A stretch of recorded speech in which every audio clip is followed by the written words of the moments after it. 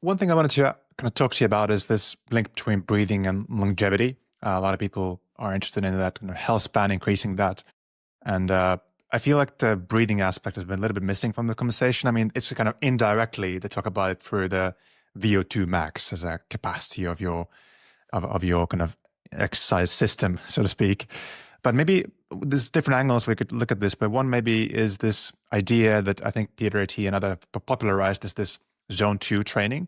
So doing this like low intensity training, in a couple hours a week, and that basically the way you could measure that is whether you can talk while you're doing it is like one way to assess if you're in that zone. I guess I'm just overall curious to hear how are you thinking about zones in general, and how do you think kind of breathing links to maybe assessing which zone you're in, if at all? Yeah, I mean, I think that sort of adage has been used for quite a while in terms of, if you can talk easily, you're probably like in zone one or two, and then as you start to get zone three, four, you might be, zone three, you might be able to get a short sentence out, but not maybe kind of talk forever. And zone four, fives, basically just get just get on with it, on with the running. I think in terms of whether if you're doing kind of zone two stuff, I think what that allows you to do is it's in athlete work terms, that's kind of like a recovery runs and things. But obviously, if you're doing it for a prolonged period of time, there might be kind of training for things like endurance sports.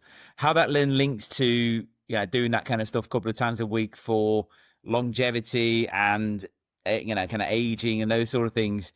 I mean, it's probably not gonna hurt as long as it's not painful to exercise for that length of time.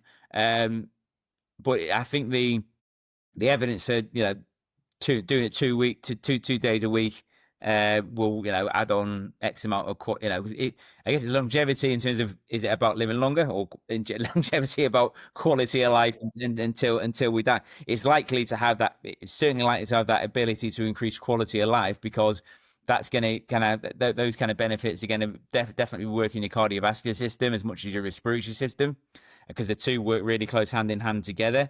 And it's likely that if you're kind of, you're exercising for a prolonged, an hour or two in that zone two level, that you're going to be really working your cardiovascular systems. That heart is going to be pumping the blood around as much as it's going to be keep making sure that the heart's working well. It's also going to be probably making sure all the blood vessels are, working efficiently as well. So there's definitely sort of links to it. I mean, say we've been using it for, I think within that training world, when heart rates went around and things, when people don't have heart rate monitors, it would be kind of like recovery run that you should be able to talk.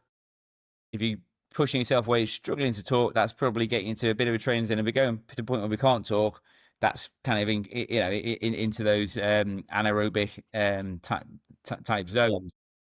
It's definitely got something. There's definitely something in it. I wouldn't like to sit here and go, well, if you can do that twice a week, it's going to add 5 years to your life. I wouldn't say the evidence is there at the moment.